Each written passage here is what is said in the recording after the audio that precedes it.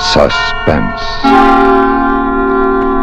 And the producer of radio's outstanding theater of thrills, the master of mystery and adventure, William N. Robeson. Out of the mouths of babes and sucklings. What is the rest of it? Well, no matter.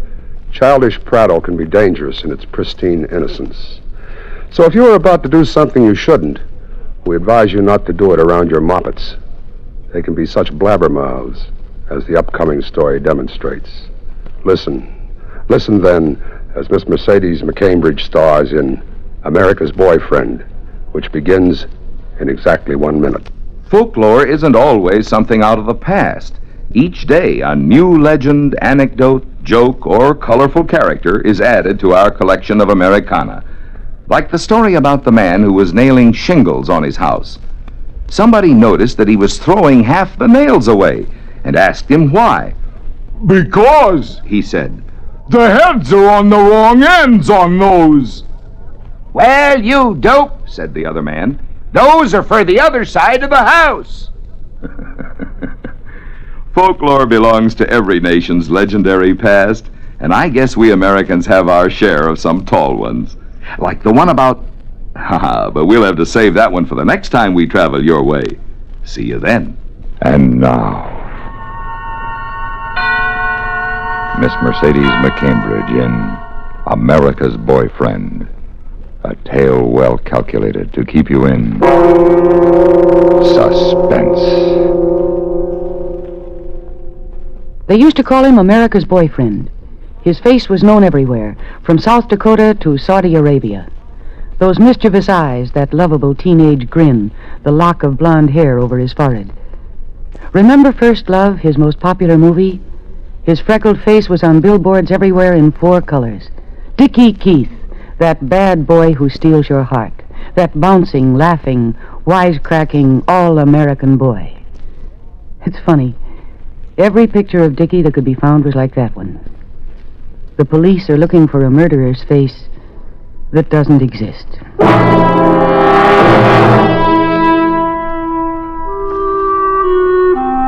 When he came into the kitchen that morning, I didn't know whether to laugh or feel sorry for him. I was too busy to do either. I had to fix breakfast, get the kids washed and dressed and fed, and be at work by 9. Between putting the coffee on the perk and getting the bobby pins out of my hair, I kept glancing at his calypso pants and monogrammed T-shirt and the tennis racket under his arm. Maybe I said the wrong things.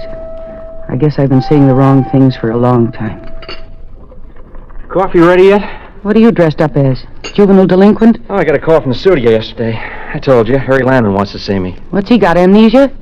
Did he forget the last picture you made was so bad it smelled up the theaters before it was taken out of the can? Just black for me.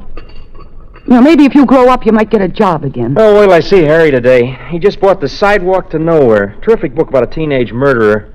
I'll convince him I'm not too old for the lead. How old does he think I am, anyway? Oh, please, Dickie. He's got your Social Security card. All right. So I'm 31. 33. Time certainly flies. Doesn't it? Married to me 4 years already. Parents of a bright 2-year-old boy. And if you'd like any more vital statistics, you've been out of work for more than 3 years. This coffee tastes like formaldehyde. Well, it's the best we can afford. What time's your appointment? Don't worry.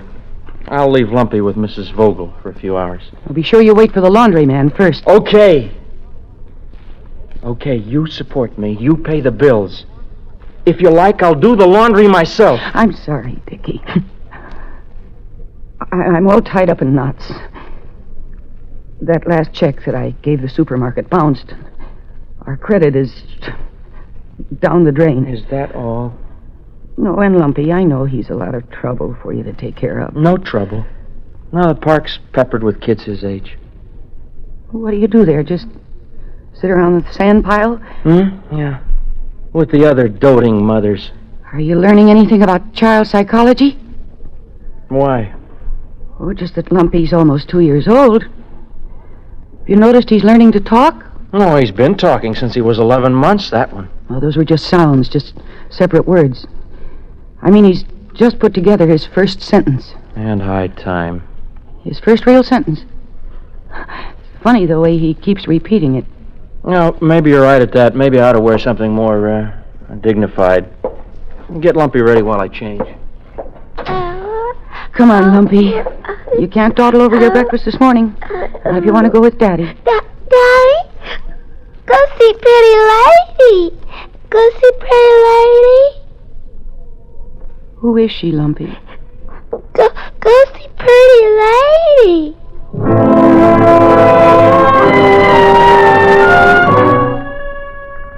The first time he said it was a week ago. It hit me right between the eyes. His first sentence, something to cherish, to put in his scrapbook with his first tooth and a curl from his first haircut. His first sentence, go see Pretty Lady. It burned in my mind all day long, but it burned deeper that night when Mrs. Vogel delivered Lumpy herself. Dickie hadn't picked him up as he was supposed to.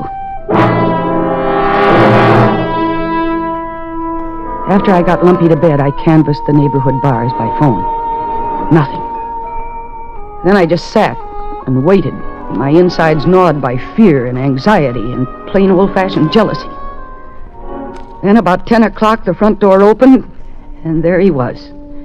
He swayed in the doorway. There was blood drying on his face. His eyes looked stupid and beaten. The only reason he was able to stay on his feet was the hand steadying him from behind, the big, powerful hand of Harry Landman. Dickie took one step inside, and then he pitched forward. The table crashed to the floor with him. I'm sorry, Jean. Oh, Harry, what happened? Came to my house a couple hours ago. Lucky I wasn't alone. Should have heard of the things he called me. I wouldn't let my own mother-in-law talk to me that way. Oh, but he didn't mean it, Harry. He must have been drinking. Yeah, that's what I thought till he grabbed the poker from the fireplace and tried to kill me. Me, who feels like a father to the boy. He tried to kill you. Me and my houseman had to beat him right down into his shoes before he quit trying. Oh, he must have been drunk. Oh, he's out of his head. I could put him away for 10 years for this. Harry, what did you tell him at the studio this morning? The truth, once and for all, that he's washed up. Now, if you're smart, you'll get him out of this town, take him back east where he can be himself. Himself? Where he can grow up, where he can get a job without his pride getting all mixed up in it. Here in Hollywood, he can't stop being America's boyfriend. He's turning into a full-fledged schizophrenic, a homicidal maniac. You're afraid of him. Of Dickie. I'm telling you, he's dangerous. He tried to kill me. That's really funny. You're afraid of this thing you created, this lovable, tap-dancing monster, this horrible spirit of youth. You're blaming me? For years you kept him a teenager. You didn't let him grow up. You made this stunted thing out of him because there was money in it. He made plenty of money himself, and he didn't spent it faster than he made it. Oh, he lived the part all right. It was cute how irresponsible he was. Look, Jean, I'm not arguing with you. I'm telling you.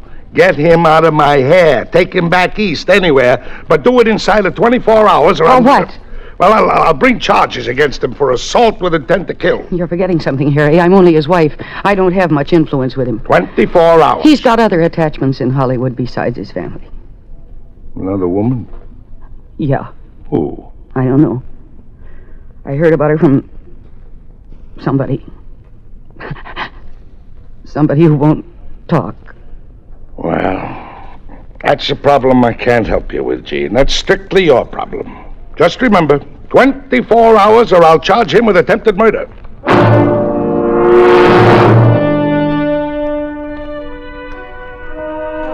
I tried to help Dickie up, but he pushed me off.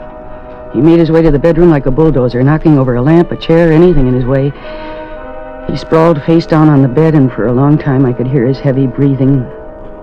I don't know what time it was when I fell asleep on the sofa, but in the morning, a little before 7, I looked in. He was gone. I left Lumpy with Mrs. Vogel, but I didn't go to work. I tried a dozen bars, 3 Turkish baths, every alleged friend he had. By noon, there was still no trace of him, so I went back to Charlie's and sat down at the end of the bar. Charlie shuffled toward me, his eyes refusing to meet mine. Mrs. Keith, I'm sorry. You're wasting your time here. Listen, I've got to find Dickie. It's terribly important, Charlie. He couldn't just disappear into thin air. The air in this town ain't as thin as you think. Well, if you try, maybe you can remember something. Somebody he's been in here with. Oh, Charlie, please tell me who that woman is. You mean the dame he was with last night? Last night? He came back here last night? Yeah, around 2 in the morning. They were just sitting together right here. That's all I know. What did she look like, Charlie? Could you describe her? To me, Mrs. Keith, the dames that come in here, they all look as much alike as a row of bar stools. Was she tall or short? Kind of in between. Well, was she a blonde or red-headed or brunette? What? I don't remember. Well, she had hair, didn't she? Oh, yeah. Yeah. She had dark hair. Well, thanks, Charlie. That's something, anyhow. At least I know she has hair. She isn't a midget.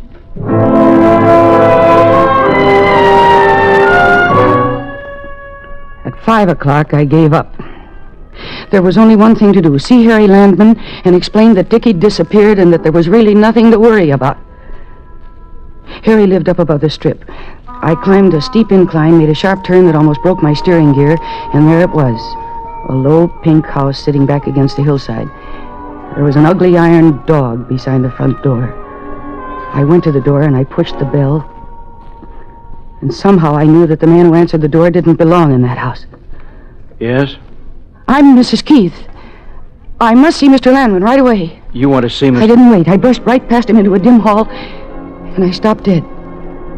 Whatever it was that had been holding me together all day snapped. I closed my eyes to shut myself in darkness, but the thing I saw was still there, as if painted on the inside of my eyelids.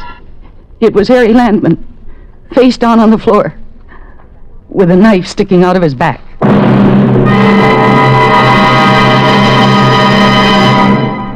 In just a moment, we continue with Suspense. Do you know the Social Security benefits to which you will be entitled when you separate from the service and take a civilian job? Here's a tip from Social Security. 1940, an important year in the security of American families. It was in 1940 that the first Social Security checks began to find their way into the mailboxes of the nation. That was the year that retired people and their families, and the families of working people who had died, began to get payments from the government insurance program to partly take the place of earnings that were no longer coming into their homes. Social Security has done much through the years to relieve the grinding worry of old people, to keep widows and their children together, living as families beneath the family roof. Just recently, within the last 5 years, Social Security has helped to relieve the financial plight of the disabled. Find out about Social Security, what you can expect from it for your security and the security of your loved ones. Write to Social Security, Department 15, Hollywood 28, California, and ask how it will work in your case. They'll be glad to give you the information and to send you a free booklet, a booklet that tells the Social Security story. And now, we continue with the second act of America's Boyfriend, starring Miss Mercedes McCambridge. A tale well calculated to keep you in suspense.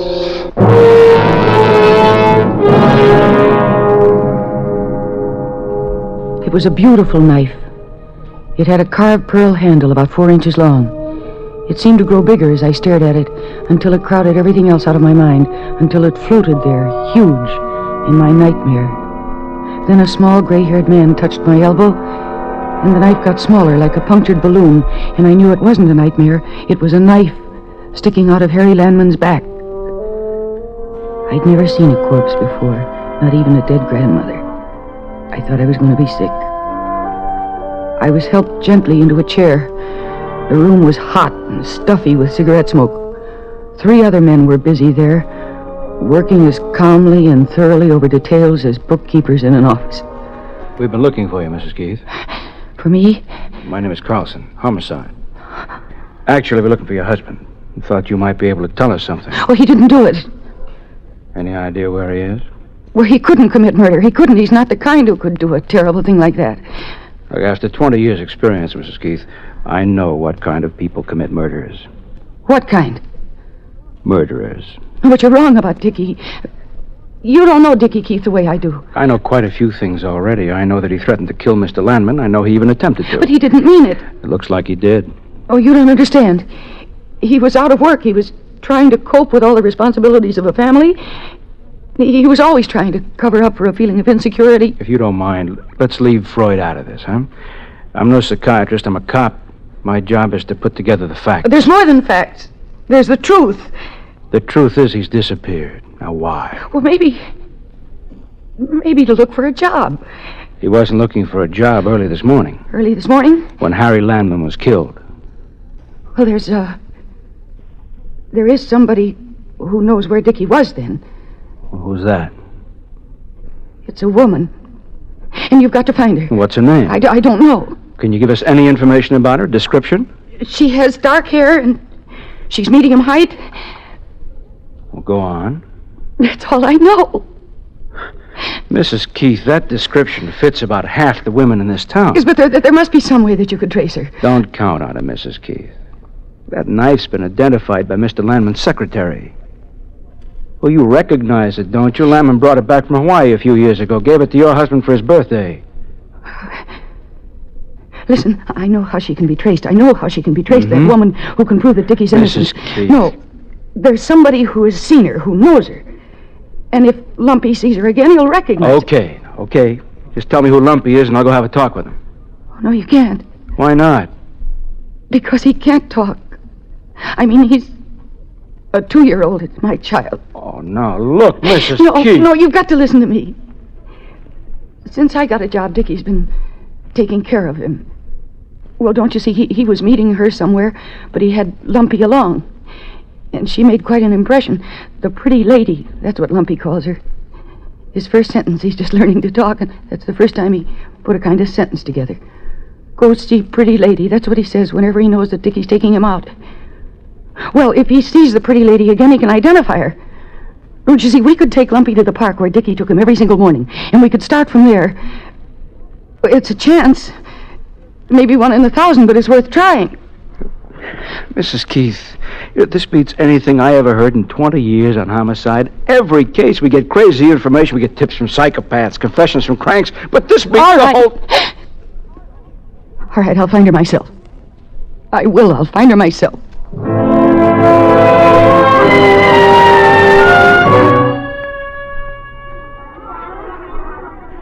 Know where we're going, Lumpy? To see the pretty lady. With Daddy? No, just us. Go see pretty lady. Uh-huh.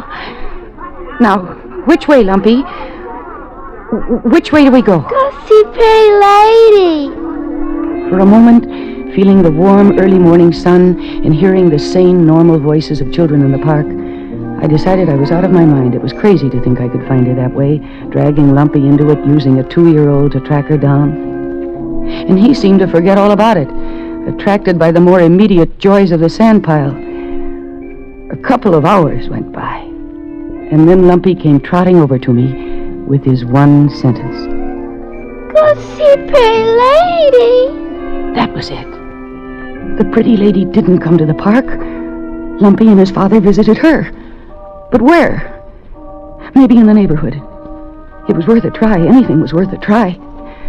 Dickie might be a crazy, mixed-up kid and a faithless husband, but one thing I knew for sure, he was not a murderer.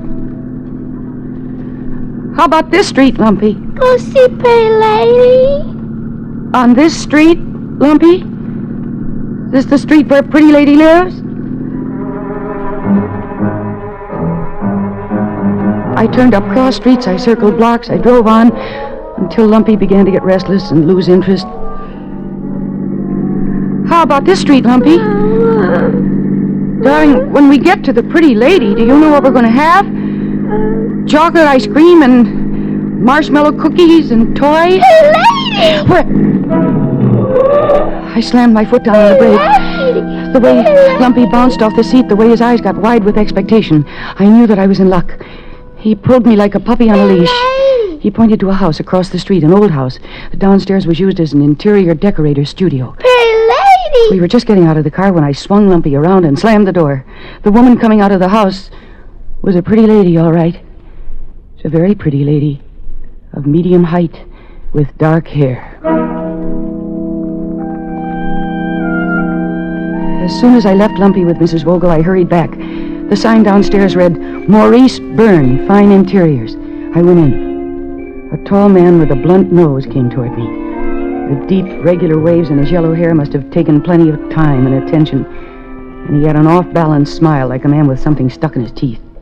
Good afternoon. I'm looking for the woman who lives upstairs. I don't remember her name. Upstairs? Yes.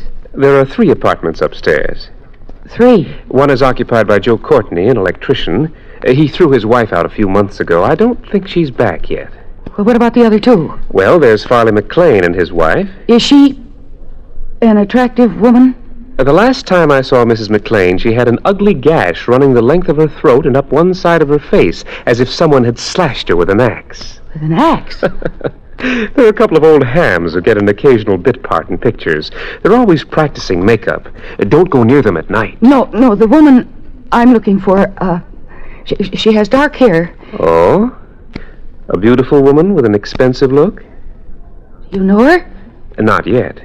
She's new here. She still ignores me, which should give you an idea of how discriminating she is. Well, I wonder if you could tell me her name and where I could get in touch with her right now. I'm afraid not. How do I know you're not serving a summons or maybe a bill collector? Oh, no, it's nothing like that. This is something very personal, but it's terribly important. Really, I must find her for her own good, as well as for somebody else's, somebody that she can help. And if I don't find her, the police will. Her name is Alice Evans. She's a model at Maison Chic, the exclusive dressmaker.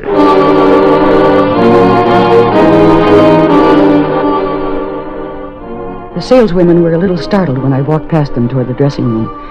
The way my hair was blown, I looked like a neglected sheepdog. She glanced up at me from a long mirrored table where she was putting the finishing touches on her street makeup. Yes? I'm Dickie's wife. Congratulations. Who is he? Oh, please, I know everything. And you're the only person who can save him.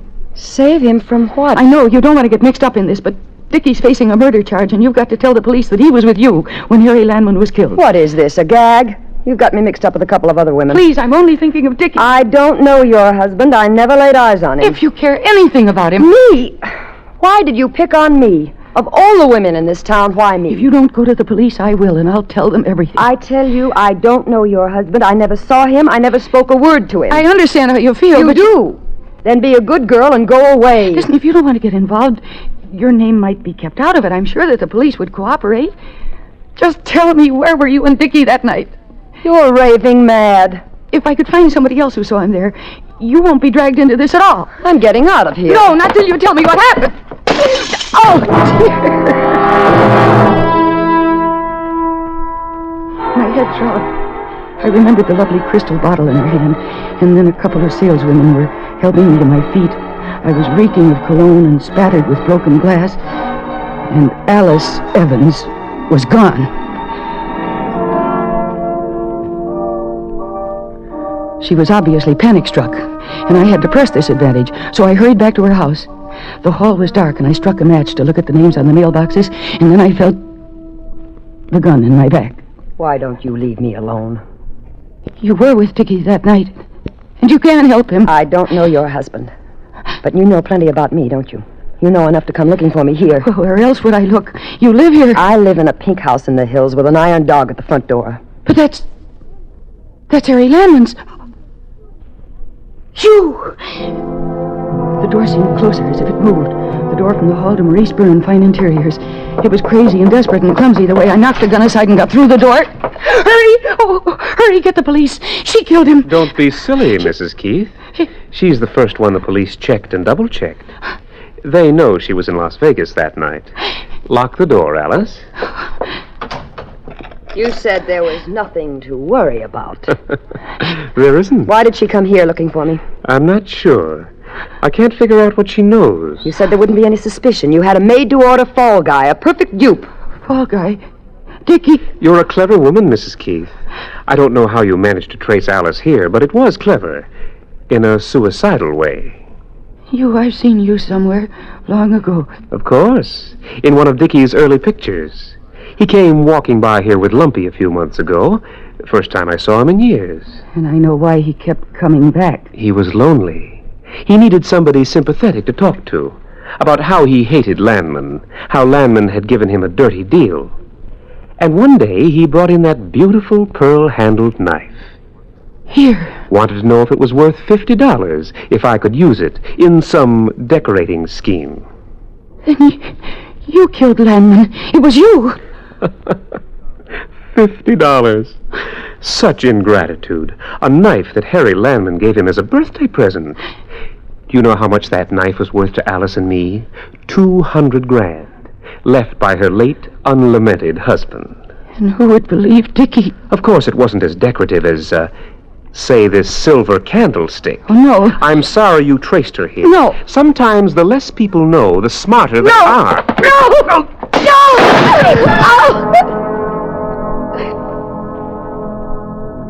I saw the blood trickle down his hand and onto the candlestick. And the next thing I knew, the police were looking down at me over the edge of a dark, deep well. Only it wasn't a well, it was an elegant sofa at Maurice Byrne Fine Interiors. All right, now take it easy, Mrs. Keith. When you feel better, I guess you and your husband can go home together. Dickie? Everything's okay, Gene. I even picked up Lumpy on the way here. Oh, how did you... I mean, what... I was running away from everything. When I heard the police were looking for me, I came back. You know, funny thing, we had a man following you, Mrs. Keith, since you left Landman's house. Thought you might lead us to your husband. Instead... See, pretty lady! Where, Lumpy? Oh, see, pretty lady? Where? Oh, no. No, it can't be. That's the only pretty lady Lumpy ever saw around here, Gene. That portrait on the wall? It was going to be a surprise. A painter, Burn-Nose, did it from a photograph of you. Me? It was going to be your birthday present. Me? The pretty lady I was looking for. Yeah, it set me back $50. I sold that pearl-handled knife to Byrne to get the $50 to pay for it.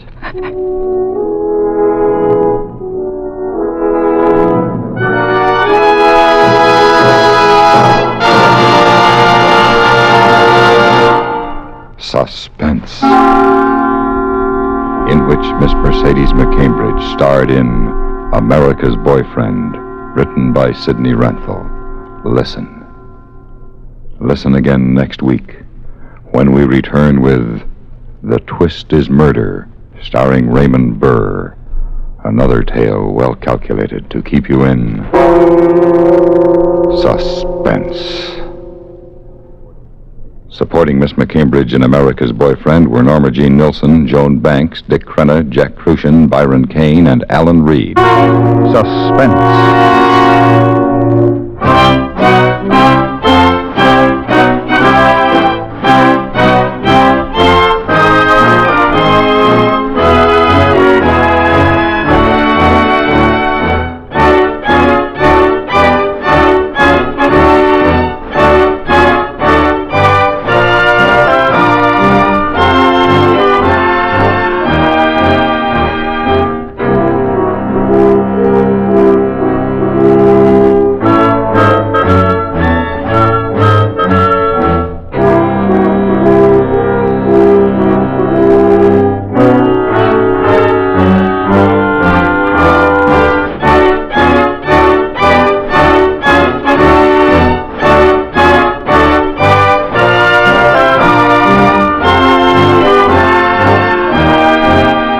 Suspense has been brought to you through the worldwide facilities of the United States Armed Forces Radio and Television Service.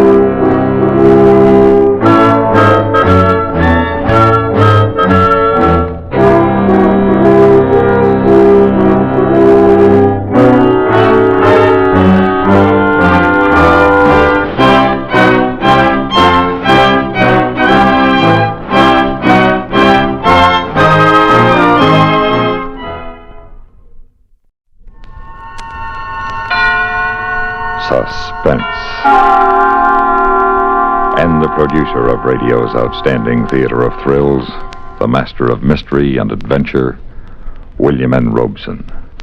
Those who know about such things tell us that an engine delivers little more than 50% of the energy potential of its fuel. The rest is dissipated in waste. Waste motion, waste energy, gases, ash.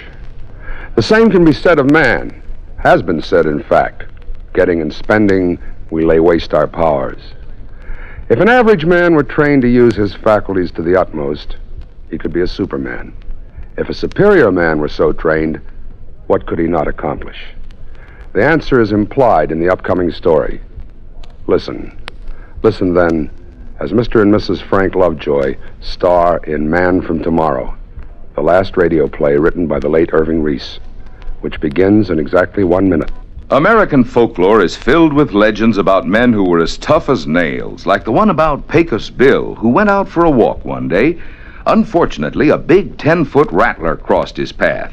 I say unfortunately for the rattler. You see, Bill was a mighty fair fighter. Why, he gave that rattler the first 3 bites just to make things even.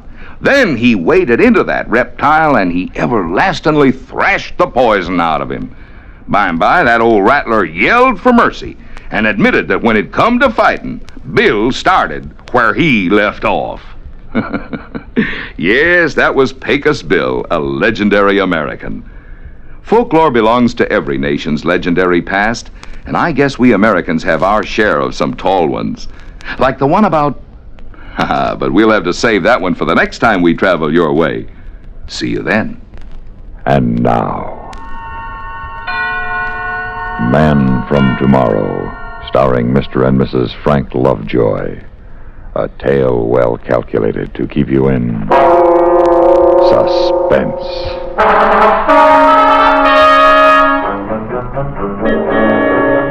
Even in these days of so-called full employment, you'd be surprised how few job opportunities come up for an ex-jet jockey. So it was with more than passing interest that I read this ad while I was scanning the classified section of the Sunday paper. It said, wanted, ex-jet pilot. Unmarried, without family obligations, must be in perfect health and prepared for rigid tests. Successful candidate will receive good pay and be given opportunity to contribute to daring experiment in world betterment. Apply Tuesday at 10 a.m., Science Associates, 126 West Street. Well, Science Associates, you just got yourself a boy. It turned out there were quite a few boys with the same idea. By 10 o'clock Tuesday morning, nearly 50 of us were crowded in a windowless, air-conditioned room in the windowless, ultra-modern building of Science Associates. Oh, hi. Hi, Major. Well, hi, Randy. It's been a long time. Yeah. Some of the faces were familiar, guys that had been in the Air Force with me in Korea and afterward. We sat there and waited. An hour, 2 hours, nothing happened. I don't know about the rest of you guys, but this place is beginning to give me claustrophobia. I'm getting out. Open that door. Hey, it's locked. Hey, we're locked in here. Even before this had a chance to sink in, another door opened on the far side of the room. A guy with a white mask on his face came in, carrying a Thompson submachine gun. Hit the deck! Everybody flattened on the floor except me. I made a dash for the man in the mask, but he disappeared as quickly as he'd come. Hey, Major, how come you didn't hit the floor? You tired of living? Well, he was shooting blanks. He was shooting Couldn't you see that? There weren't any bullets chipping anything. Besides, I knew it was a gag from the way he held that machine gun. When those babies are loaded with live ammo, you got to fire them from the waist. Well, I don't like this. Come on, guys, let's crash the door and get out of this rat trap. Oh, save it, Randy. That won't do you any good. That door's as thick as a bank vault. And then something else. Thick, black, acrid smoke pouring out of the air conditioning vents. And a sound from somewhere. Of an airplane diving. Every pilot remembers with horror the smell of burning oil from a plane out of control. It hit us way back and deep down, and some of the guys got panicky. And then the blowers reversed and the smoke was sucked out quickly. Attention, please. A loudspeaker cut in from nowhere. For the past 2 hours, you have been under close observation as a necessary part of this test. You were warned in advance the test would be rigid. As you file out past the guard, you will receive a token compensation for your time and discomfort. We now ask you all to leave, except the man who ran for the gunner. The door is now open. Thank you. You're welcome, Well, Major, looks like you got the job. Also looks like I'm going to shove it right back in their faces. Well, I don't blame you. Well, so long. So long, Randy. Take it easy. For a moment, I was alone in the empty room, and then an inner door opened, and I wasn't so sure I wanted to shove the job in their faces. Not in this face, anyway. Your name, please. Wow. I hardly expected to find a blonde at the bottom of this. You will come with me, please. Well, I'll do nothing of the sort. Now, don't give me orders, Blondie. I want to see the guy responsible for this, and then I'm getting out of here. I take it you have lost interest in contributing to world betterment.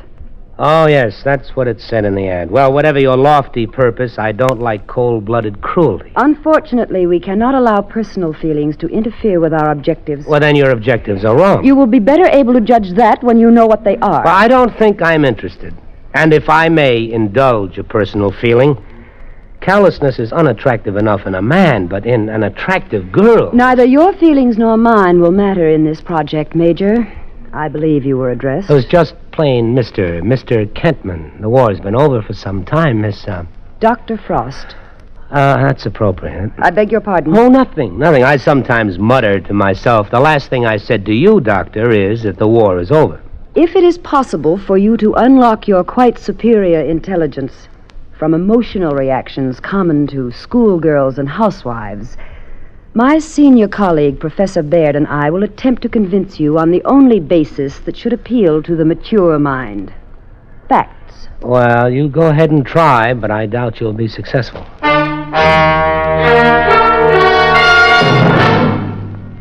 The second act of Suspense continues in 1 minute. This is Johnny Baker with Communism on the Spot. The communist attitude toward faith in God is based on the statement by Karl Marx that religion is the opiate of the people. In keeping with his view, the Soviets established as a primary aim the destruction of all religious faiths. Communism can't tolerate religion, which preaches that there is a supreme being who is higher than any human authority.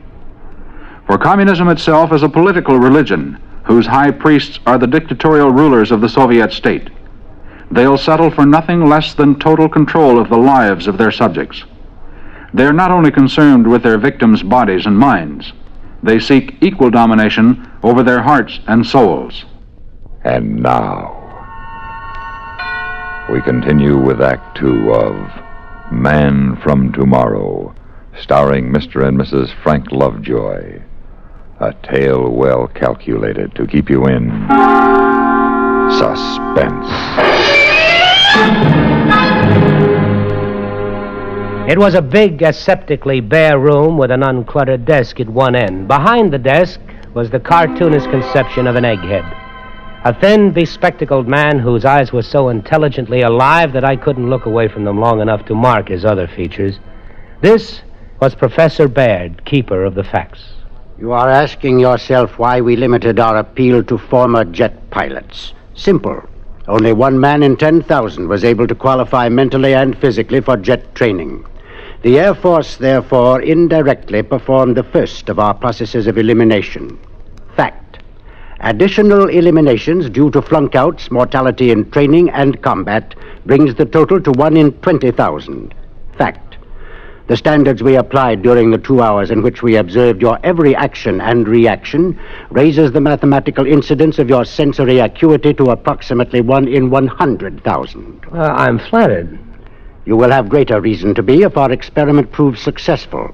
You will be the only man on Earth possessed of your powers. You will be the man from tomorrow. How do you propose to go about that? We will first show you how we've trained other individuals. Dr. Frost, will you proceed with the demonstration? Yes, Professor. Come in, Mr. Logan. Mr. Logan, have you ever been in this part of the laboratories before? No. Would you describe it, please? It's a rectangular room, 40 by 20. The ceiling is 18.5 feet high. There's a desk 12 feet from me, slightly to my right. There are 2 people seated at it. One has just risen. That will be all. Thank you, Mr. Logan. Well, Mr. Kentman. Well, it would be very impressive if any schoolboy with normal vision couldn't do as well. Agreed. But Mr. Logan is totally blind. Looking back now, I can hardly believe my own impressions. The blind man was followed by a deaf mute, then a paraplegic who'd lost all sense of touch and smell. Their demonstrations were incredible.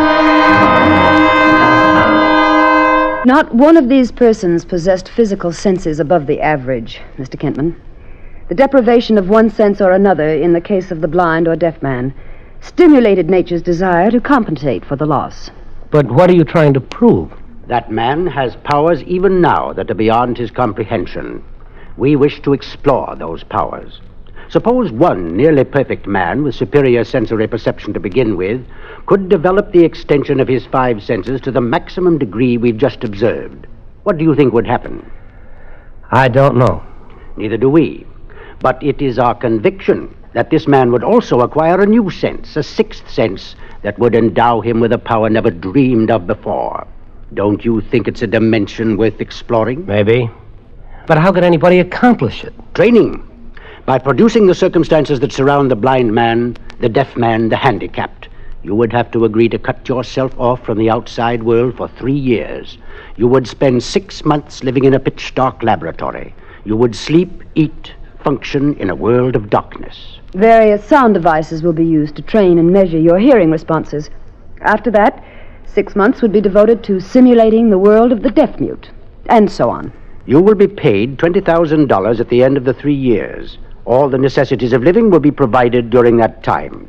Then a test will be made, and if our predictions are realized, you will be signed for an additional 5 years at $20,000 per year. Dr. Frost will be in charge of the training program. Do you wish to undertake it? Well, that's a pretty serious move. I'd like to think about it. You have all the facts, Mr. Kentman. We would like a decision now. You think feeling might enter into my considerations, Doctor? Is that what you're afraid of? Afraid?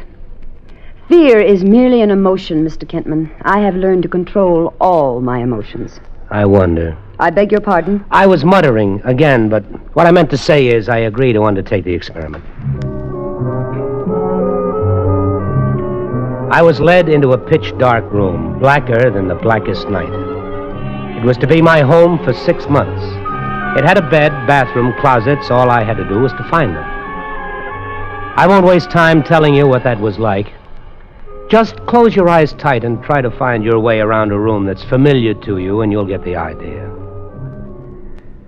I was still stumbling around 3 days later when I reported for my training with Dr. Frost in the adjoining laboratory, which was even blacker, if possible. Oh, dear. Are you hurt?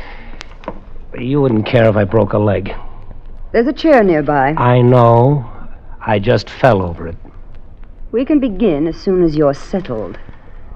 Lucky it's so dark, I don't have to apologize for wearing my pajamas. Don't you like dressing? I love it when I can find my pants. Today's exercise will be recognition of pure tones. Here is an example. That is 1,000 cycles, or 1,000 vibrations per second, stripped of all harmonics. Now, what would you say that was? Oh, 1,100. It is 1,500 cycles. Now, please tell me when you begin to hear the next tone, and what the frequency is.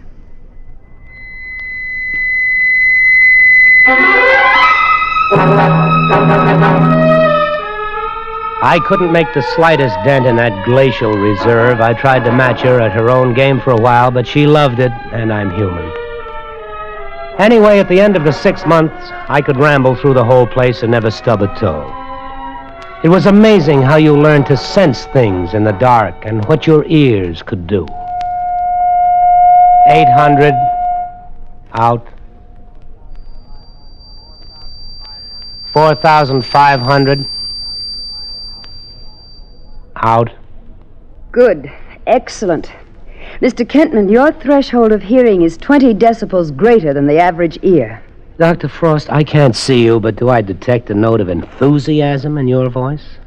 Satisfaction, perhaps, Mr. Kentman. The experiment so far... Dr. Frost, have you ever let yourself go? Mr. Kentman, I am not nearly so naive as you assume, nor have any of your innuendos or mumblings for the past 6 months escaped me. I told you in the beginning that neither your personal feelings nor mine would have any bearing on this project. You haven't answered my question. I am fully aware of the nature of biological stresses. In a scientific way, of course. What distinguishes man from the animal is his understanding of these stresses, but mostly his control.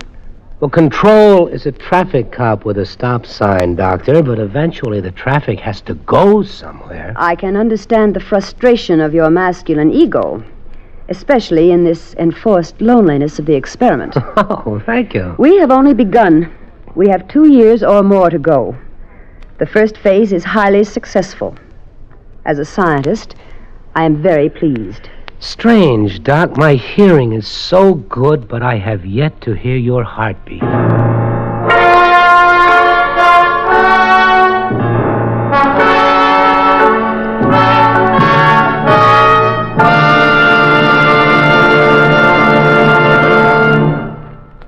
Act 3 of Suspense follows in 1 minute. Do you know the Social Security benefits to which you will be entitled when you separate from the service and take a civilian job? Here's a tip from Social Security. Here's one do-it-yourself project that costs you nothing and won't end up in cuts and bruises. The Social Security Administration wants each one of you that pays Social Security taxes to check up on your account, to make sure you are getting credit for every dollar that's coming to you. With records of millions of people to maintain, it's a pretty big job to catch an error that you or your employer might make in reporting your wages and income. You can help by checking every 3 years to see that your record is correct. How? Easy. Simply by mailing a special postcard. Just write to Social Security, Department 15, Hollywood 28, California, and ask for Form 7004. Mail it, and in a couple of weeks you'll receive a notice that will verify the spelling of your name, your Social Security number, and the wages credited to you for each of the past 3 years. Do it tomorrow. You'll be glad that you did. And now, we continue with Act 3 of Man from Tomorrow, starring Mr. and Mrs. Frank Lovejoy. A tale well calculated to keep you in suspense.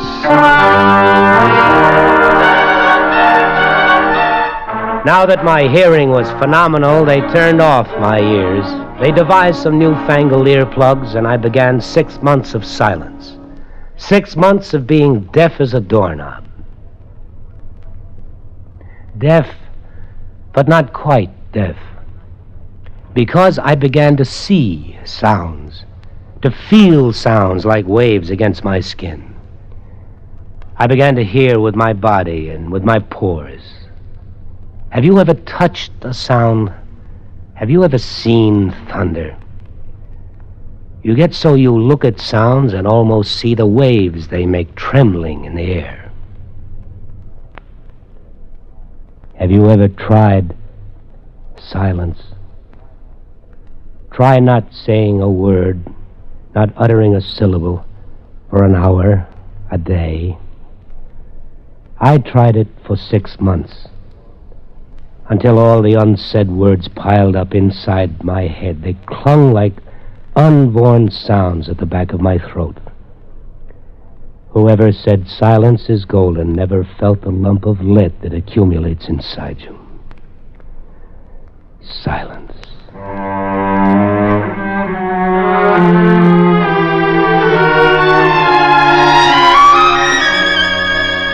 And then the 6 months ended. The day came when she removed the fancy earplugs, and the little canyon I'd been living in widened into a continent.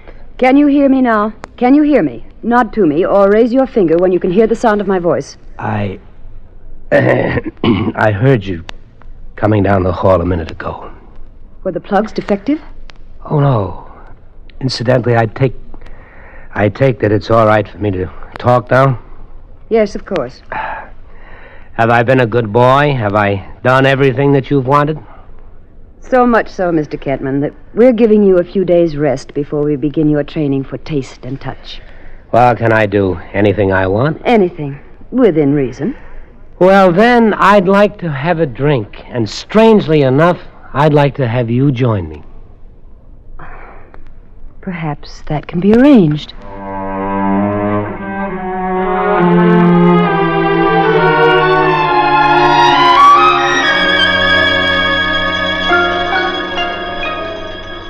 Oh, that wonderful sound of the clink of glasses.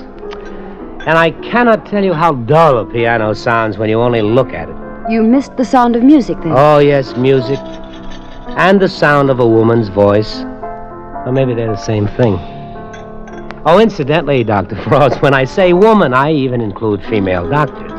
Kind of you. By the way, do you have a first name? Or are you only a title followed by Frost and followed by a long string of degrees? My first name is Jessica. Jessica? That's more like it. Jessica. Jessica. Boy, after all that silence, it's good just to say a woman's name. Until the experiment is completely over, Mr. Kentman, it had better remain Dr. Frost. Well, okay, Dr. Jessica Frost plus degrees. I give you a toast. To you. You've been very cooperative about all this, Mr. Kentman. I want you to know that I really like you very much. Well, now, I'm sure the experiment is a success. I've finally developed a sixth sense. Oh? I distinctly heard a lovely lady saying, "I like you very much," and it couldn't possibly have been you.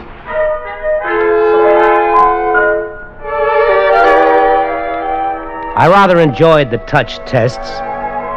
It was one area I'd never realized held such hidden possibilities. After a few months, my fingertips knew the difference between crystal and diamonds.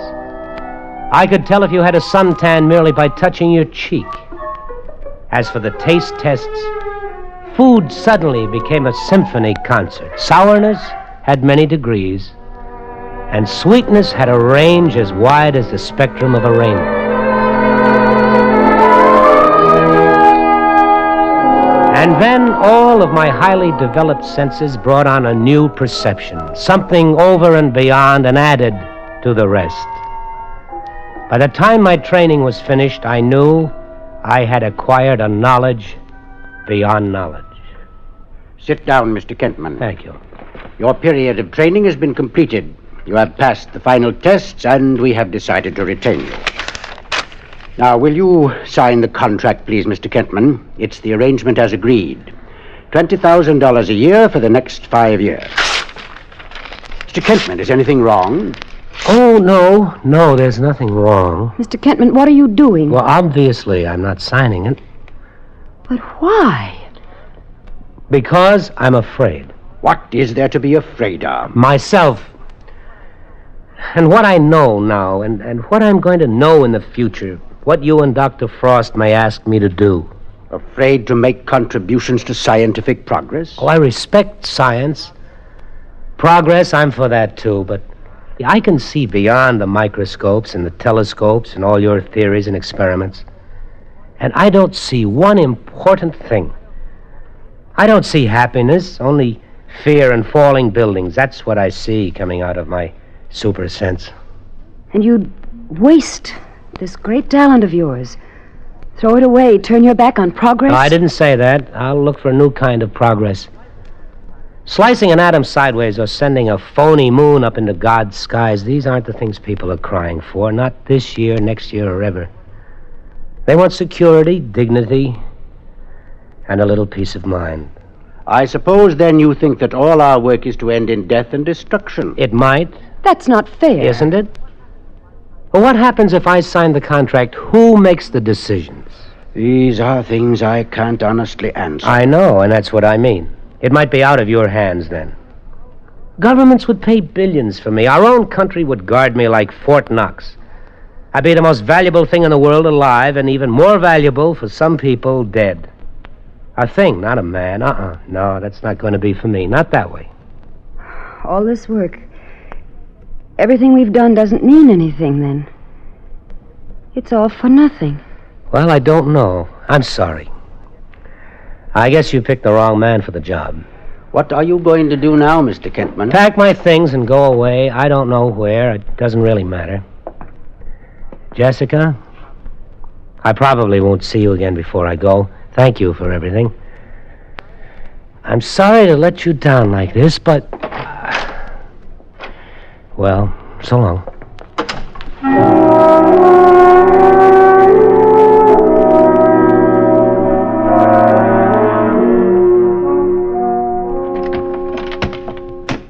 Well, that is that.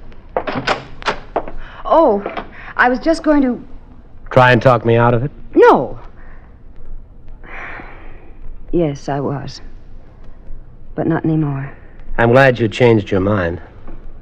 Will you tell me something? What? What are you going to do? I don't know yet. It's kind of funny. I'm going out of here almost the way I came in. One suitcase, one hat, one coat. The only difference, I've got all the knowledge of the world up here, and I don't know what I'll do with it. I haven't been able to think, not clearly.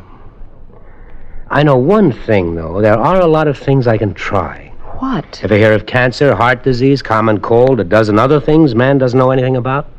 Yes. Might not be bad for a start. No, that's not bad for a start. Do you think you might need someone to help you? Yes, I might. I've talked to Professor Baird. I think perhaps he understands. Does he?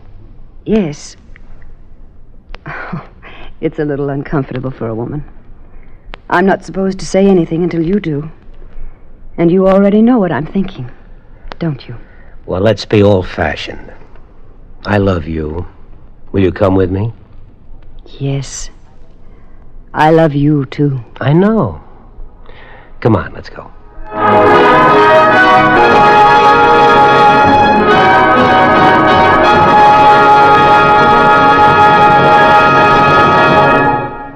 Suspense,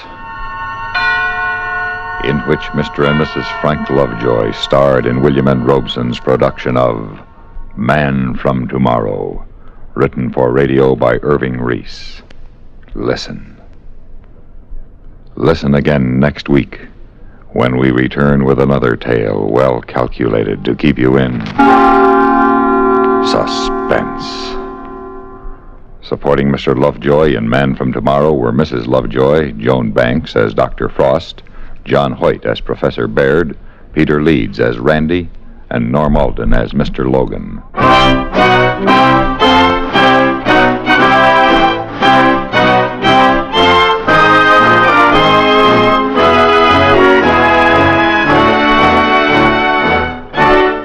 Suspense has been brought to you through the worldwide facilities of the United States Armed Forces Radio and Television Service.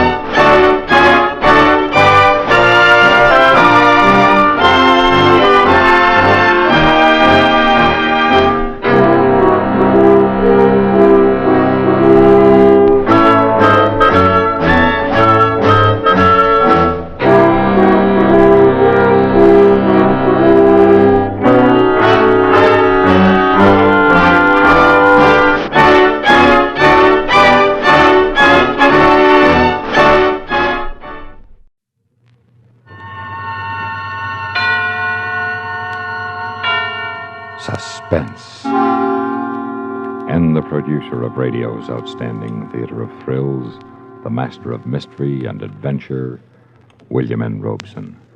The story you are about to hear concerns a murderer and his accomplices. One of the accomplices is innocent because it is a blind, brainless phenomenon of which scientists know little except that it does exist. This accomplice is a freak of nature which lives high in the stratosphere, at altitudes sometimes too great for commercial airliners, but at altitudes less and less challenging to military jets. It is a narrow river of wind. Sometimes it dries up like a creek in summer, but at the flood, its velocity is incredible. It has been clocked at 200 miles per hour. And just as a river will add its own speed to the efforts of an oarsman stroking downstream, this torrent of air adds its velocity to an eastbound plane clever enough to find the current. This river of wind is called the jet stream. This is the story of how it sped a murderer from his crime. Listen then, as Frank Lovejoy stars in Jetstream, which begins in exactly 1 minute. Can you recognize this American symbol of heroism? It is a golden laurel wreath embroidered on a square of cloth, worn centered on the outside of the right uniform sleeve. Points of the laurel wreath up, with the lower edge of the insignia 4 inches above the end of the sleeve. This emblem represents the Meritorious Unit Commendation, awarded for outstanding service and exceptionally meritorious conduct in military operations against an armed enemy for a period of 6 months or more. The action cited must have occurred on or after January 1st, 1944. The campaign streamer for the Meritorious Unit Commendation is scarlet, with the name of the theater of operations embroidered in white. The Meritorious Unit Commendation may also be awarded to Allied nations military units which have participated with us in joint action against an enemy. Those who aid our country in time of war are recognized and honored by a grateful nation. And now, Jetstream, starring Frank Lovejoy.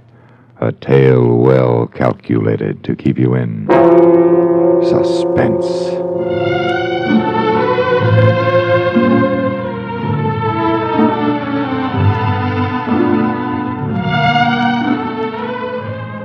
The day you decide to murder your wife can start like any other morning in New York. Mail's here, Mr. Martin. Thank you, Vicky. Including a letter from your wife, darling. Oh, good, good. This ought to have the answer. Let me have it. I thought up another one last night, darling. Another way to murder her. Oh? All you have to do is sign out one of your jets from the Air National Guard and fly out to Los Angeles and strangle her. Be back the next morning and nobody will ever know. Well, I'm afraid they're not that fast unless I caught the jet stream, and besides, the cops just might suspect me if they checked up and found my name on a flight plan. Oh, I figured that out. You sign out in Bud Lynch's name.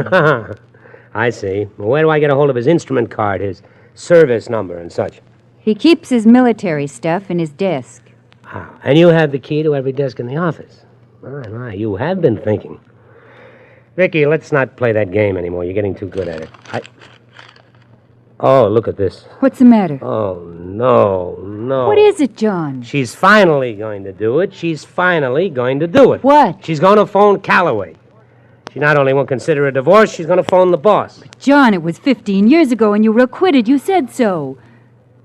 You were, weren't you? Well, of course I was. You think they'd let me fly in military planes if I'd been convicted by a court-martial? If you were acquitted, what difference will it make to Calloway? Suppose a client found out I'd even been accused of forgery. Calloway finds out, he'll have to fire me. You know that. Why is she doing it? Oh, she's jealous. She's bitter and twisted. She doesn't think straight. Half the time she's looped. But she was sober when she wrote this, I can tell. Maybe you can make up with her. Take her back. After all, you have so much in common, your little son. Oh, come on. Take her back. Are you kidding? You're what I want. You're everything I want. Well, you have a funny way of showing it. How come you'd marry someone like that in the first place? Well, let's call it the war, okay? Okay. Get me her number in L.A. Yes, darling. John. Yeah. Did you forge a check? I was acquitted. That isn't what I asked. All right. Yes, I forged the check. I had to. But you were acquitted. They couldn't prove it was me. Good. I wouldn't want you to have been stupid, even then. All right, all right. Now get me Millie, please.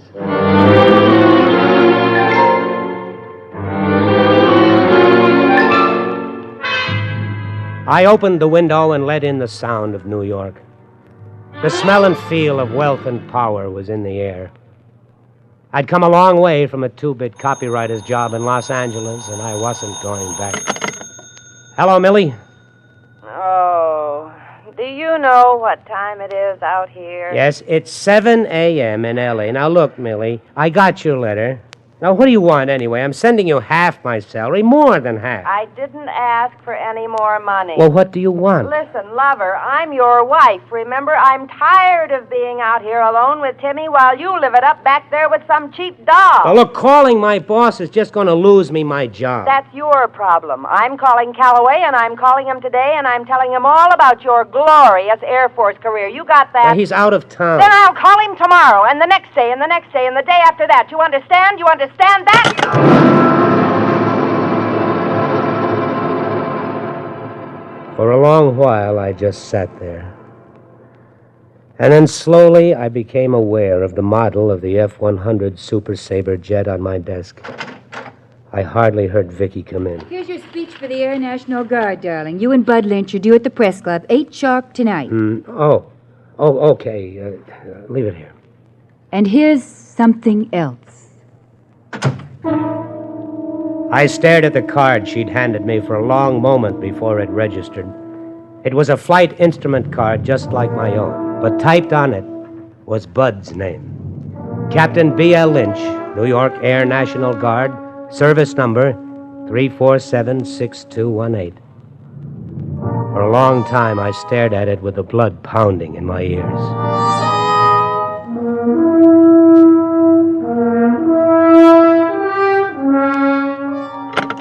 Outside line, please.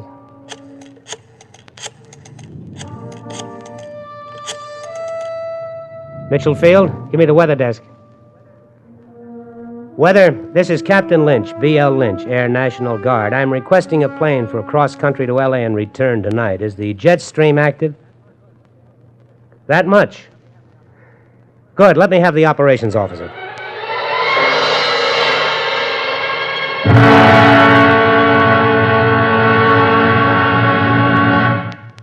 In a moment, we continue with the second act of Suspense.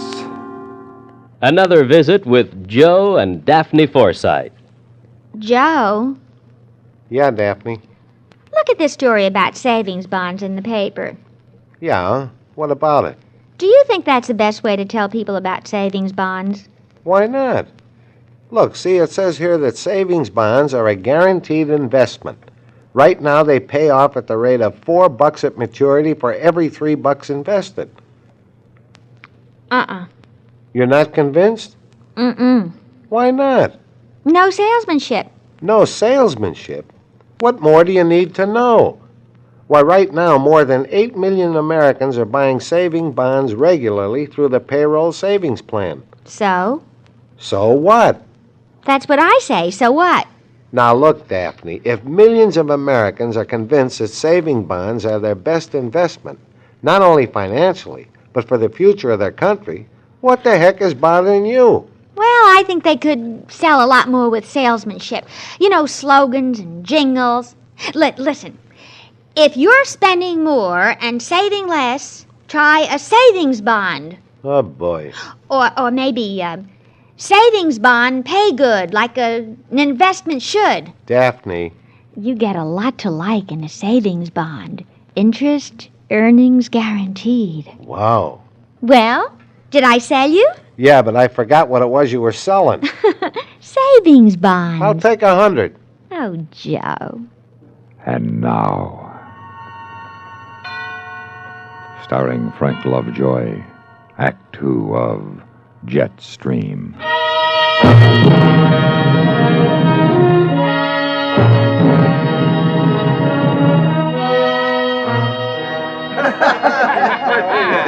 But seriously, some of our buddies in the Air National Guard have given more than time. They've given their lives. From you of the New York press, we ask this. Understanding of the occasional loss of life inevitable when civilians fly high-speed aircraft, and recognition for the records we break, the milestones we pass, and the security we bring to our country. Oh, what a flag waver you are, John. Thank you, Bud. How'd the time come out? It's just 8:30. You came right out on the nose. How about a drink? No, I'll run along. I have some work to do at the house tonight. I had work to do. Not in my apartment, but at Mitchell Field, Long Island. I stood by my locker in my squadron's hangar and struggled into my G-suit. And when I took my helmet from the locker, I almost dropped it. On the front was my name, Major John Martin, A.N.G. Any one of a dozen people would have seen it. What was I doing, anyway? I wasn't a murderer. This was fantastic. Yet I found myself scraping the name from my helmet with my sheath knife. And then I went to operations. Yes? I'm Captain Lynch, B.L. Lynch. I called this afternoon for an F-100. Cross-country to L.A. and return. Yes, Captain, she's on the line. Could I see your instrument card, please? There you are. Okay, Captain, have a good flight.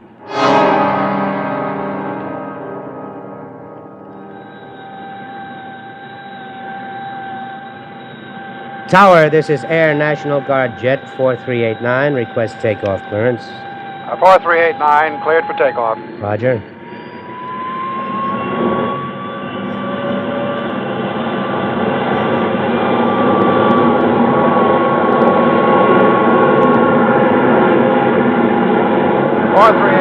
You are airborne at 2129. Good night. Roger, good night.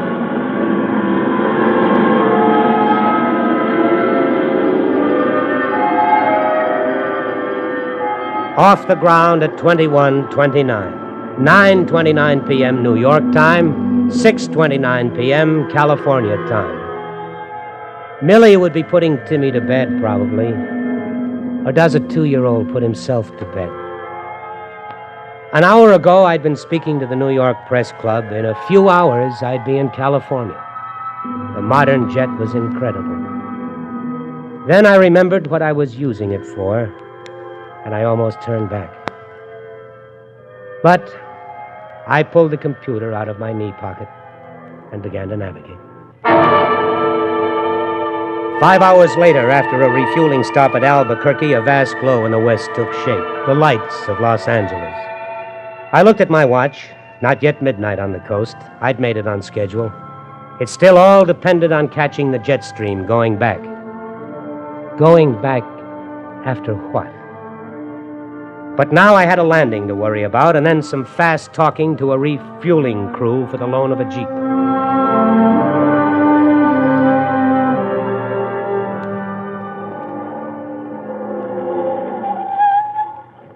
The house looked run down, shabbier than when I'd left it. Maybe she wasn't home. Then I could climb into the Jeep and go back to the airport.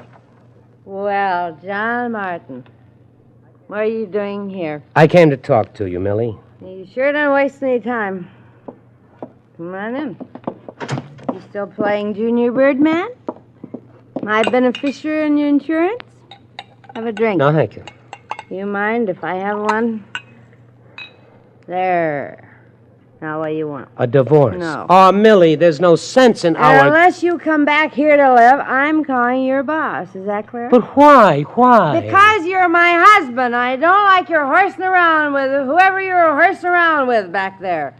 I won't stand it, see? Why do you want me back? You don't love me. You know you don't. Don't love you? Buster, I hate you! Hate you! Hate you! Hate you! We woke him up. Now you'll bawl all night. You care to take a look at your son? Yes, please. See? You get to know your little boy, too. You can play baseball with him like it says on the Oh, book. Millie, you're drunk. And if you're lucky, little Timmy, maybe your daddy will teach you to forge checks. Stop it, Millie. Wouldn't you like to learn how to be a paper hanger, Timmy? Shut up, you witch, you dirty witch!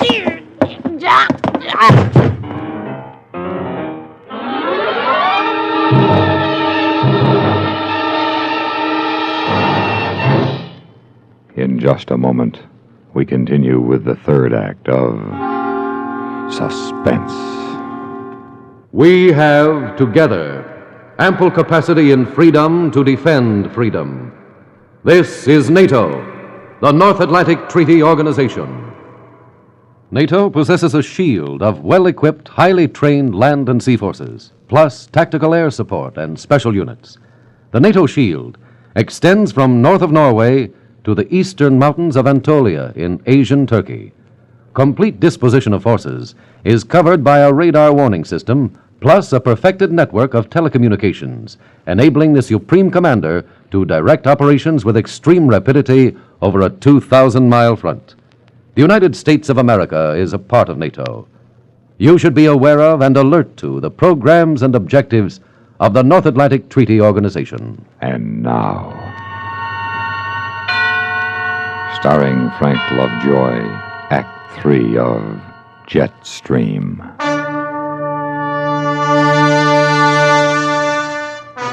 I looked down at the body of my wife next to Timmy's crib. From then on, something seemed to take over, some instinct of self-preservation, perhaps. I slipped on my flight gloves. I knocked over a Mickey Mouse clock in Timmy's room as if in a struggle so they'd know the time of the murder. I went through Millie's bureau and took what cash I found. I ripped her bed to pieces. Then I went back to the nursery. For a long moment, I stood looking down at my son. Would a burglar kill him, too?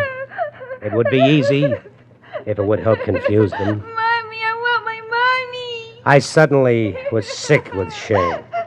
I turned and ran out of the house.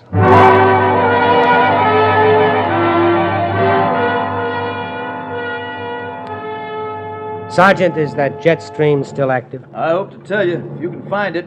It's at 45,000 feet, 190 knots. 190? That's right. If you can find it, you'll be in New York before I get off watch.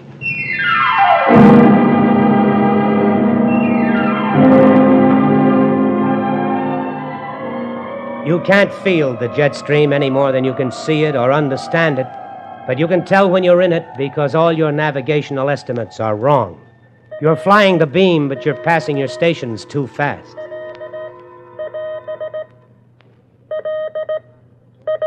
Las Vegas, so soon. And yet a radio range doesn't lie. I checked my computer. I was in the jet stream, all right. I was in a river of air that was giving me an additional 200 knots over the ground. Now, if I could just stay in it. Denver, Omni. I was already picking up Denver. Denver, Omni.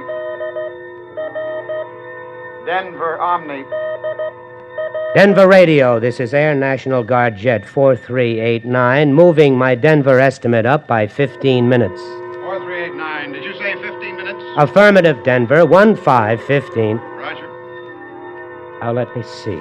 Denver to Omaha. I would be half an hour ahead of schedule at Omaha, 45 minutes ahead at Detroit, and 1 hour at New York. I knew now that I'd make it.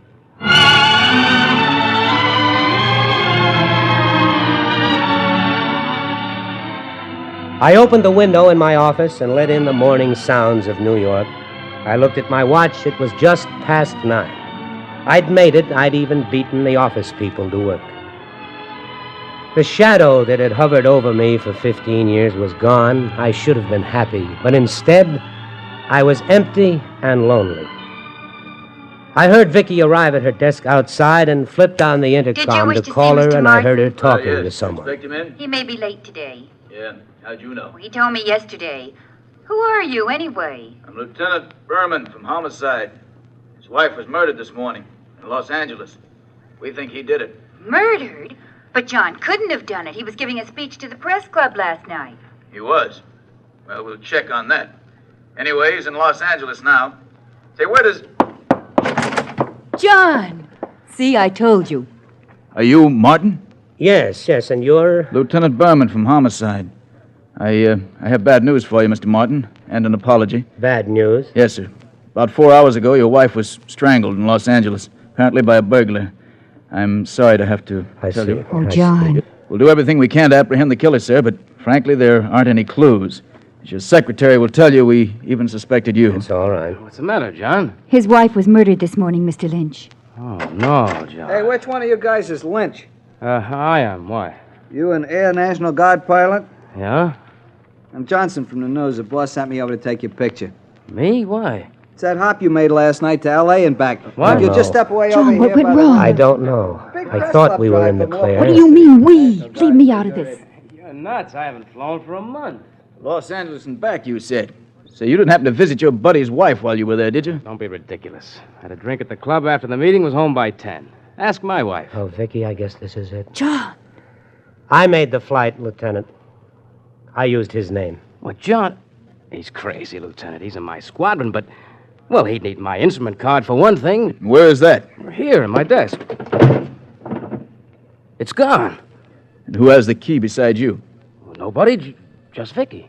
I see. You're not going to make anything out of that. Yeah, we might. I'd like to see you try. All right, Martin, let's go. Say, Johnson, don't these National Guard jokers fly cross country all the time? What's so special about this? Well, geez, Lieutenant, I thought I told you. This guy hooked onto the jet stream they talk about. Under 11 hours to L.A. and back. The National Guard figures he broke the world's record. What did you say? He broke the world's record. John, did you hear him? You broke the world's record. Oh, you idiot! You stupid idiot! Stupid! All right, miss. All right, you better come along, too.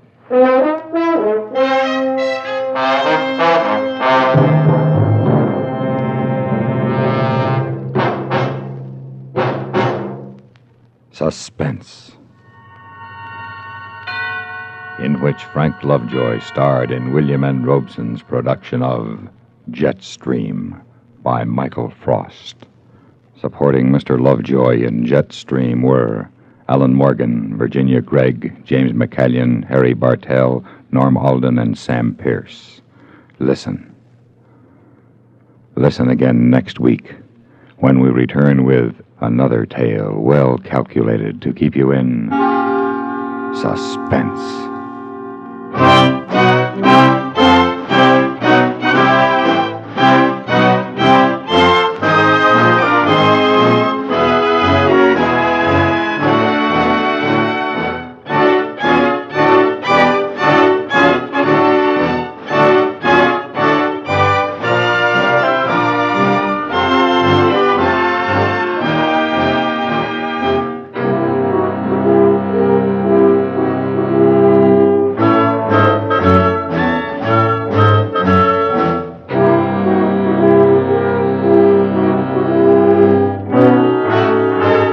Suspense has been brought to you through the worldwide facilities of the United States Armed Forces Radio and Television Service.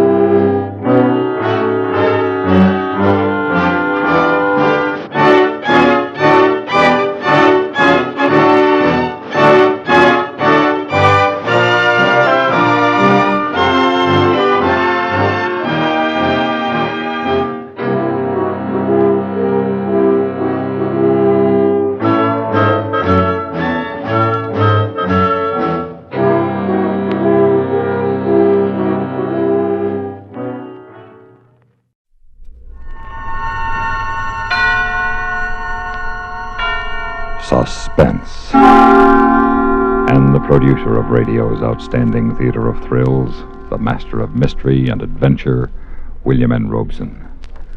One of the many useless nuggets of soi-disant philosophy that clutter the mind of man is the half-truth that what you don't know won't hurt you. The story you're about to hear categorically denies this eternal verity. In it, a man meets death face to face because of what, or rather whom, he did not know. A girl he had never met, but whose haunting beauty led him to the brink of doom. The role of the hapless and harassed victim is played by an actor well known to American audiences as the newspaper correspondent in Foreign Intrigue. Tonight, he doffs his trench coat for a pitchman's benny and abandons the cobblestones of Stockholm for the sidewalks of Chicago's Loop. Listen then as Jerome Thor stars in 19 Deacon Street, which begins in just 1 minute. We have together ample capacity and freedom to defend freedom. This is NATO, the North Atlantic Treaty Organization. Day after day, month after month, since April 4th, 1949, the activities of the North Atlantic Treaty Organization have moved steadily forward on many fronts. This complete cooperation must and will continue because the concept of national self-sufficiency is out of date.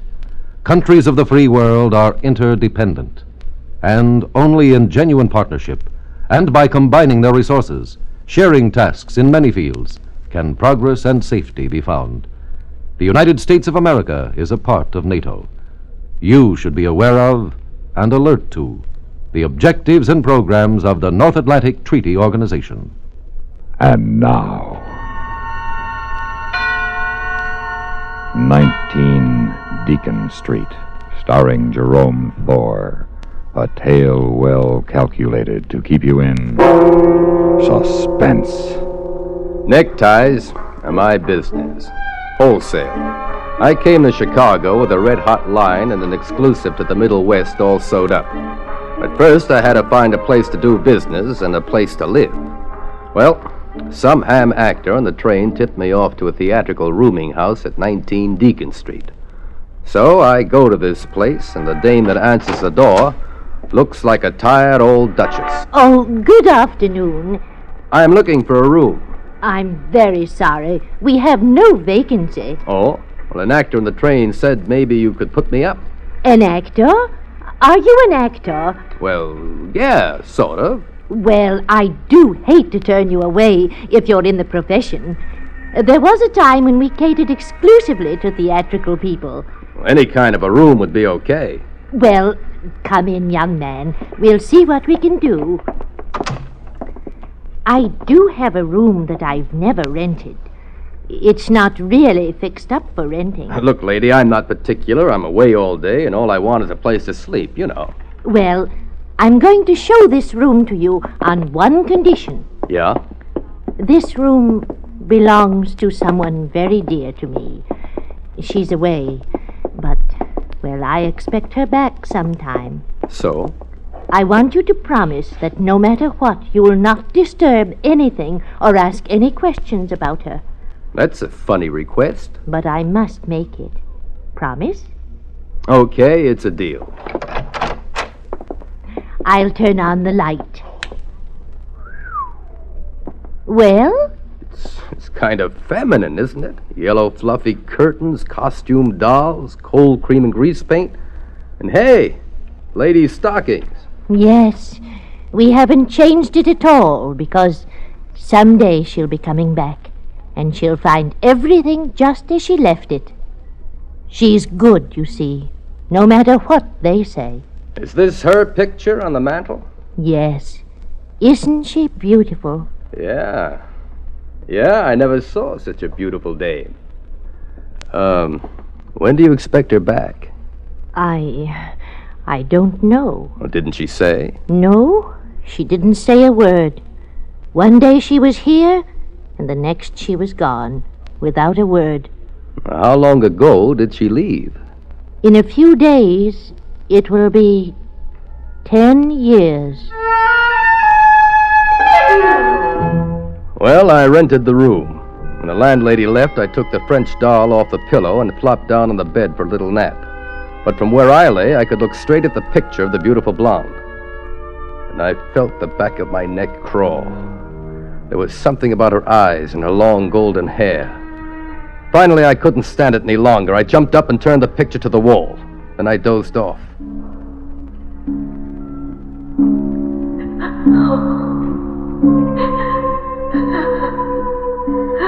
There she was, in my dream, crying.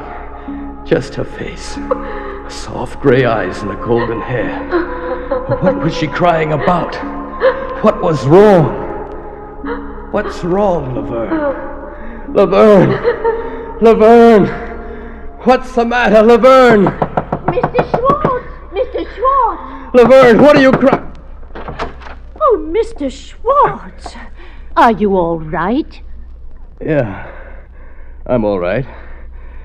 Just a bad dream, I guess. But I heard you calling out. You were calling Laverne. Who? Laverne. That's the name you were calling, wasn't it? Well, I don't know. Laverne. Yeah, I guess I was. How did you know, Mr. Schwartz? How did you know her name was Laverne? Well, I don't know. I don't know how I knew. I knew a name. I knew the name of the blonde, but I'd never met her. I pestered the landlady for details, begged her to tell me Laverne's last name and how she had disappeared. But the old dame wouldn't talk. So when I finally got rid of her, I locked the door and went to work to find out for myself. I went through that room with a fine-tooth comb, but I couldn't find a thing to tell me who the girl was. Not a letter, not a card, not an envelope. Nothing. But I did find a key in a jacket pocket. Had a tag on it, and the figure 9 was written on the tag. There was nothing in the room the key would fit, but maybe someplace I'd find the lock it was made for. And then, high on the closet door, I found a telephone number scrawled with eyebrow pencil. Aragon, 8612. I went downstairs to the hall phone, dialed it, and got a busy signal. Well, at least the number was still alive, and maybe, just maybe, somebody on the other end could tell me about Laverne. An hour later, I was still dialing that number and still getting a busy signal. So finally, I went up back to my room. After all, what business was it of mine if some babe disappeared 10 years ago? I had my own headaches. I had 400 dozen fancy neckties to get rid of. But Laverne was still in that room. I felt it in my bones, and I couldn't sleep. In the morning, I started scrounging around the loop, looking for a place to set up shop. And I finally found it down on South State. A building all boarded up. It looked like it was once a theater, and it looked like it hadn't been used for 50 years, so the rent couldn't be too high. And it was big and central. So I just ankled around to the alley and tried the stage door. Hey, anybody in there? Hey, just a minute. What do you think you're doing? Huh? Oh, hello, officer. I was looking for the janitor. Does it look like there'd be a janitor around with the doors all padlocked like this? Yeah, but there's a light burning inside. It's just a work light on the stage. Burns all the time. What do you want, mister? I want to rent the joint. Where can I find the owner? Rent it, huh? You better get in touch with Jasper Florence. The big stage producer? That's right. Used to run this little burlesque house before he was in the Chips. Got his start here. You can probably get him on the phone at his office. Okay, pal. Thanks a lot.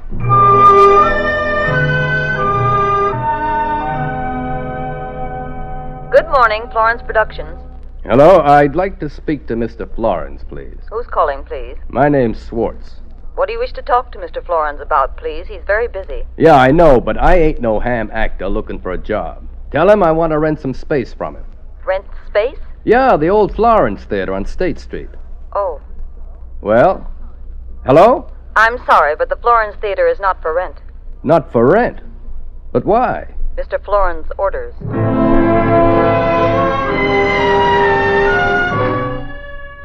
I burned up. The nerve of that guy letting his theater sit there empty while I needed it so bad. Well, I wandered back to the rooming house, got a detective mystery, and tried to pass the time away. But it didn't work. I couldn't think of a thing except Laverne. Then I lay back on the bed, and I must have been dead tired, because in nothing flat, I was out.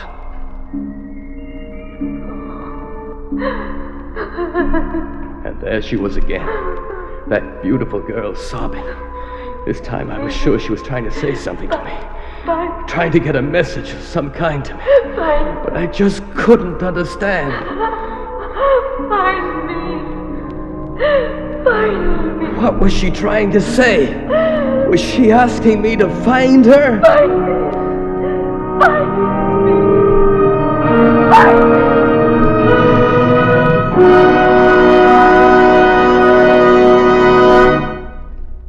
In a moment, we continue with the second act of Suspense.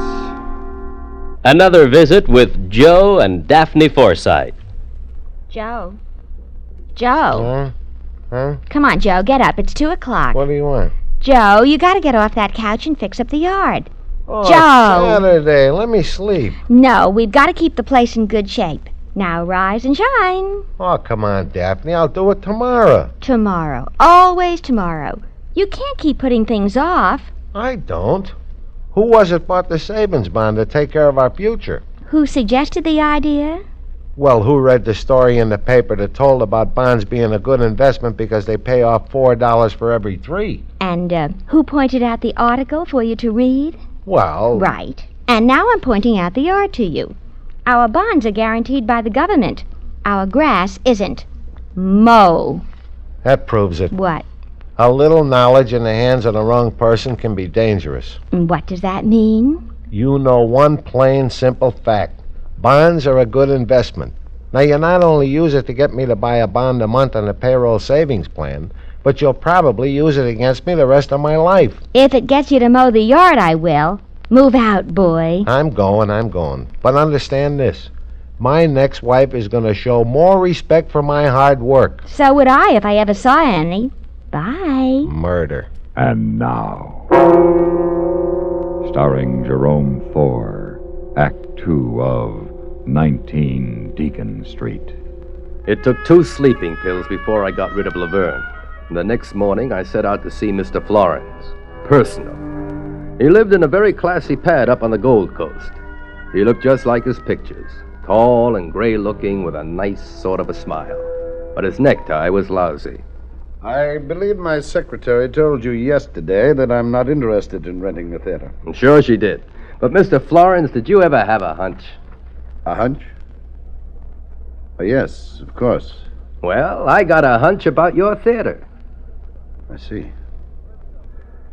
I'm afraid it's out of the question. But why? Well, it's where I produced my first shows, and it has memories for me. Not so pleasant. Opening it up again would be like opening up a part of my past that I'd rather keep closed. But ain't that kind of silly, Mr. Florence? I wouldn't put on shows there. All I want to do is sell neckties and wholesale lots. I admire your persistence, Mr. Schwartz, but the answer will always be no. Okay, you win for now. But I ain't giving up, because when I want something real bad, I usually get it. Now, here's my card. I've written my phone number on it in case you change your mind. And you'll change your mind, Mr. Florence. You think so? Yeah, I think so. As you say, I'm persistent. So, with nothing better to do, I spent the next couple of days on the phone, bugging Mr. Florence about his theater and trying to get the Aragon number I found in Laverne's closet. Florence kept telling me no, and the Aragon number keeps on sending a busy signal. But, like I say, I'm persistent. And finally, it answers. Hello, Little Joe Sorrento. Huh? This is Little Joe Sorrento. Who you want? Is Laverne there? We got no Laverne. What the number you call? Aragon 8612. You got the number, but we no got no Laverne. And where are you located? Corner North Clark and Willoughby. Thanks. I'll be over for a pizza. Little Joe Sorrento was a run-down spaghetti joint. I went inside, and right away over in the corner, I saw the telephone that had been giving me the busy signal. And no wonder. It's a public phone booth, and right now, one guy is in it, and 2 others are waiting for it. I go over to the bar and cut up touches with Little Joe, the proprietor. How long you had this place, Joe? 14 or nearly 15 years. What? You've seen a lot of people come and go, huh? Why, sure, plenty. You got a memory for faces? Look, you see I'm busy, mister. Here, take a look at this picture. So what? You recognize her? Well, sure, she been in here a long time ago. What's her name, Joe? I can't remember her name. Spett. She was a showgirl, I think. Claire something. Wasn't it Laverne, Joe? That's right. Laverne Claire, yeah. She always come in with a big shot. The big shot? Well, it wasn't so big shot then, but he was going to places. Then she jilted him and run off with another guy. Yeah, I remember very good because he used to come in here after that. He get drunk all the time. So break him up pretty bad. And who is this big shot? You remember that, Joe? Sure. A big producer, Jasper Florence.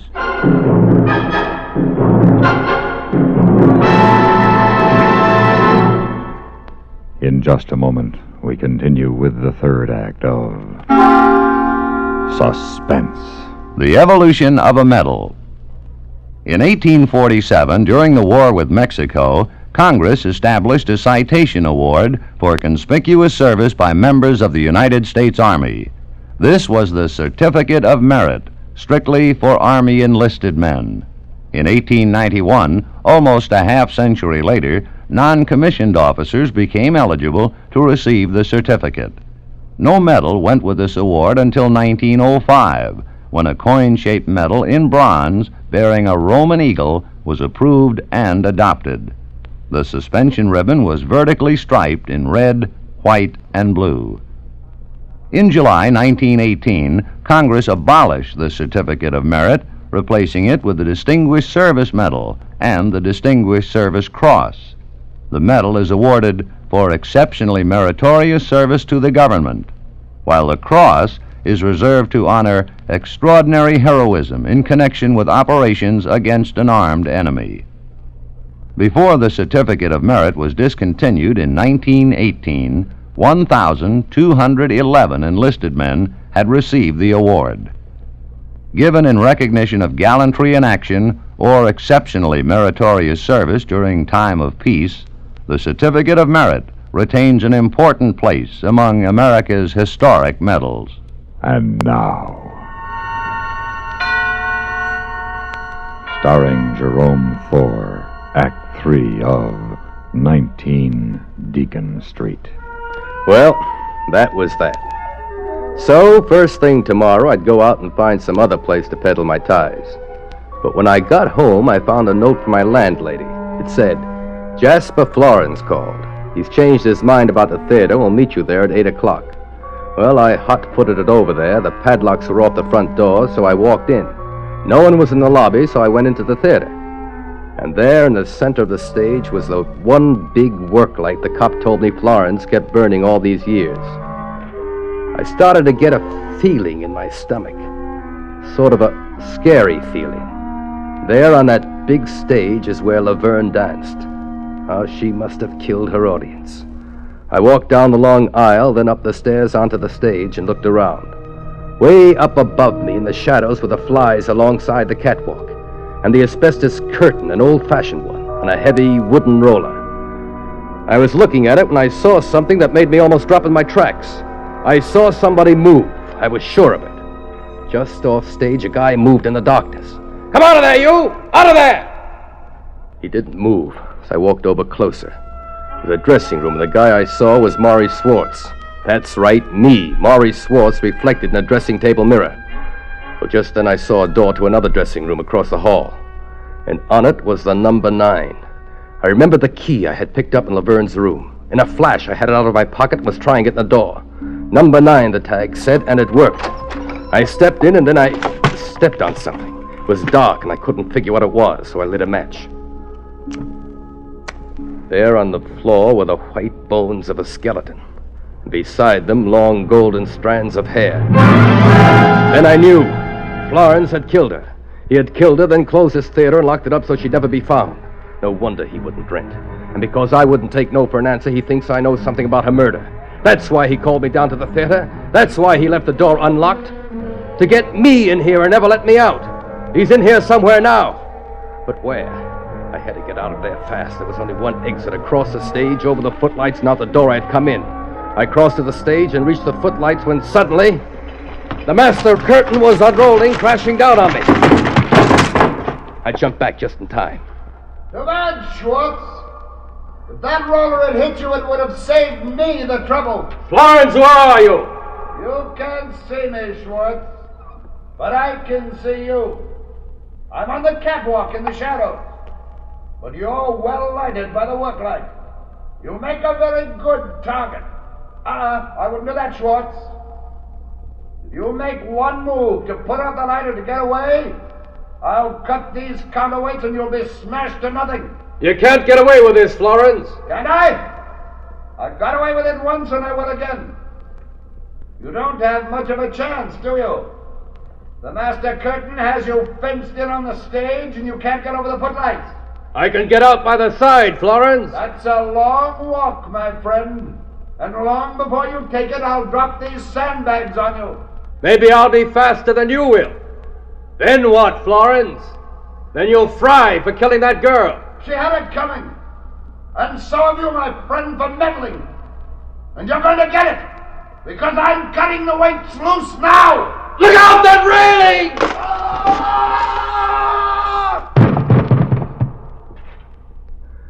That's a long way to fall. And an awful way to die. Even for you, Florence.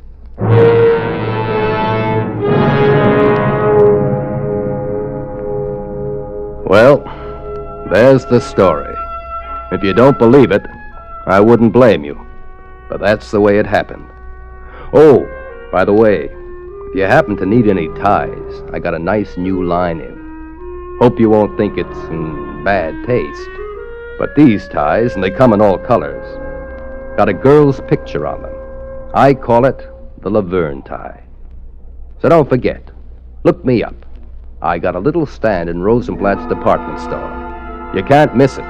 It's in the bargain basement.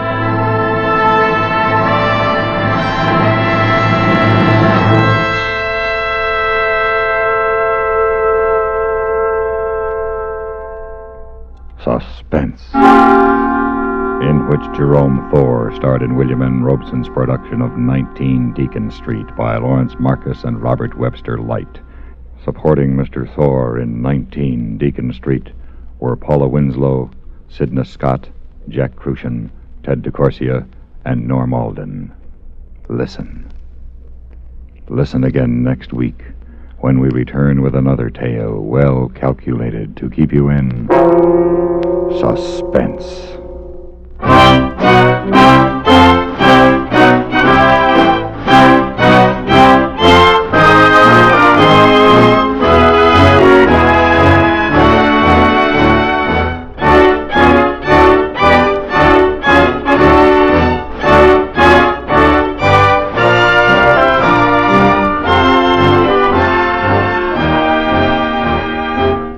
Suspense has been brought to you through the worldwide facilities of the United States Armed Forces Radio and Television Service.